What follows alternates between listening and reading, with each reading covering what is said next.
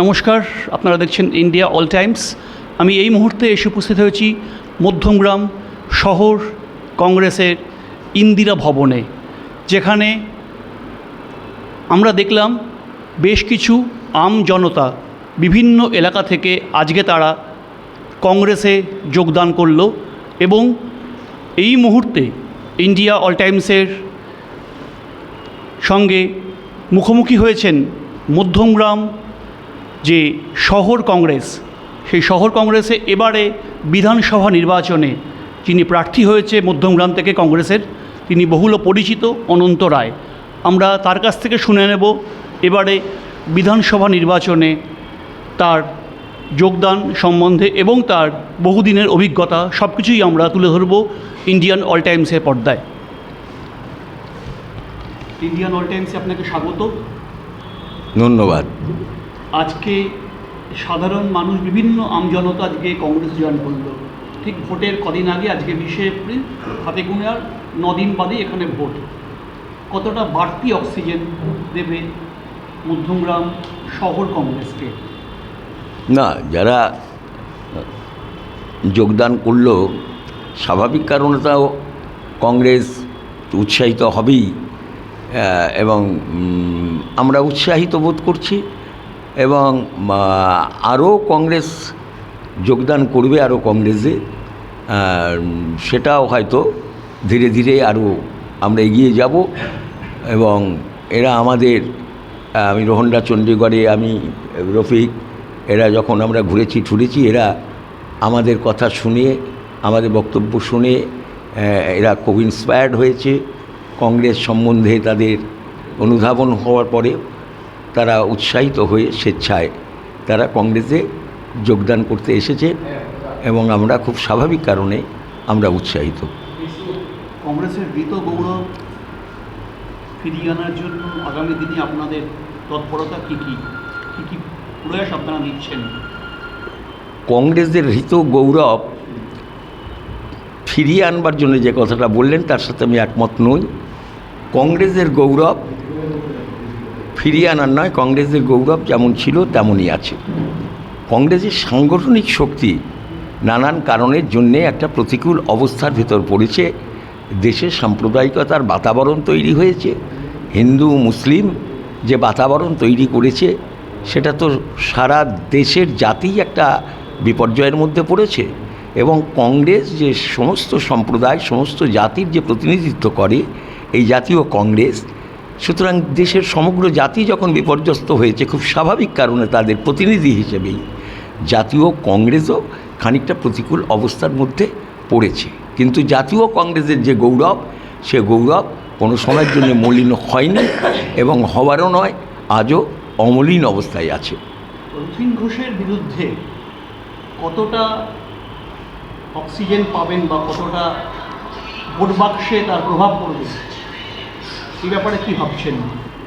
শুনুন, ভোট বাক্সের প্রভাব পড়ার বিষয়ে তো আমি কিছু বলতে পারবো না, এটা জনতার হাতে রয়েছে, সাধারণ মানুষের আছে। আর রথীন ঘোষের ব্যক্তির বিরুদ্ধে আমি এখানে লড়াইতে নামিনি।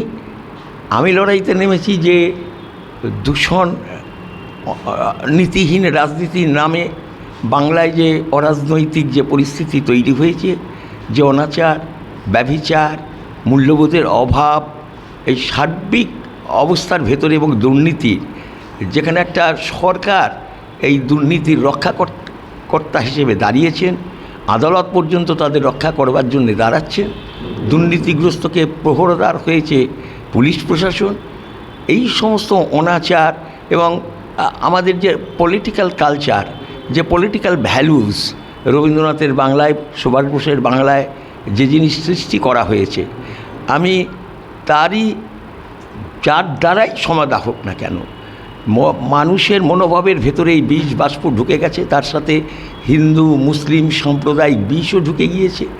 এই যতটা বিষ উৎপাদন করে নির্বাচন একটা রাজনৈতিক লড়াই, জয় পরাজয় তো আছেই, কিন্তু আমার কাছে নির্বাচন একটা রাজনৈতিক লড়াই। এই রাজনৈতিক সচেতনতার একটা দায়িত্ব, কর্তব্য নিয়ে আমাকে কংগ্রেস এখানে মনোনয়ন দিয়েছে। আমি সেই দায়িত্ব এবং কর্তব্যই পালন করতে চলেছি।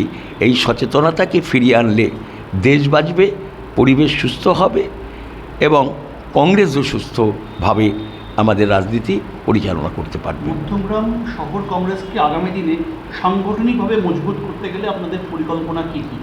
পরিকল্পনা দেখুন, আমাদের সাংগঠনিক অবস্থা মধ্যমগ্রাম বলে নয়, সমগ্র রাজ্য জুড়েই এবং বিভিন্ন জায়গাতেই কম বেশি দুর্বল আছে। কিছু জায়গায় আমাদের সবল আছে, সেখানে বিশেষভাবে উত্তরবঙ্গের ভাগগুলোকে এবং এখানকার বিচ্ছিন্নভাবে কিছু কিছু জায়গায় আমাদের দুর্বলতা আছে। এটাকে অস্বীকার করবার তো কোনো জায়গা নেই। কিন্তু সাংগঠনিক দিকে ওই যে বললাম, নির্বাচন কেবলমাত্র জয় পরাজয়ের জন্য আমি নির্বাচনে নামিনি। এই নির্বাচনের ভেতর দিক দিয়ে আমাদের যে সাংগঠনিক শক্তি বৃদ্ধি করার, সেই শক্তি বৃদ্ধি করবার লক্ষ্যে কিন্তু আমি একটা রাজনৈতিক কর্মী হিসেবে আমি সেই দায়িত্ব পালন করছি এবং আমি মনে করি আমি উৎসাহিত বোধ করছি। আমি যে দায়িত্ব কর্তব্য এবং আমাদের কংগ্রেস কর্মীদের মধ্যে নিয়ে একসাথে যে দায়িত্ব কর্তব্য পালন করছি, তাতে আজকের এই যোগদান সেই দায়িত্ব এবং কর্তব্য পালনের একটা ছোট্ট প্রতিফলন হলেও সেটা প্রতিফলিত হচ্ছে সাংগঠনিকভাবে আমাদের দলকে মজবুত করবার একটা পদক্ষেপ হিসেবে।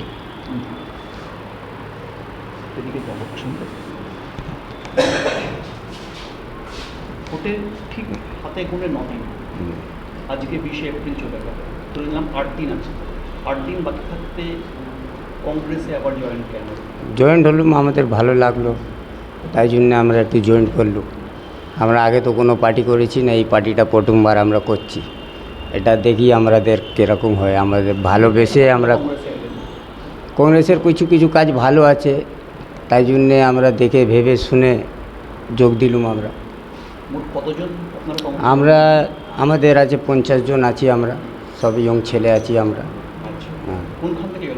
আমরা রাজবাটি, মধ্যমগ্রাম রাজবাটি, চণ্ডীগড় রন্ডা। ওয়ার্ড বলতে পারবো, পঞ্চায়েত আছে, রন্ডা পঞ্চায়েত। হ্যাঁ, আমার নাম ইমরান হোসেন।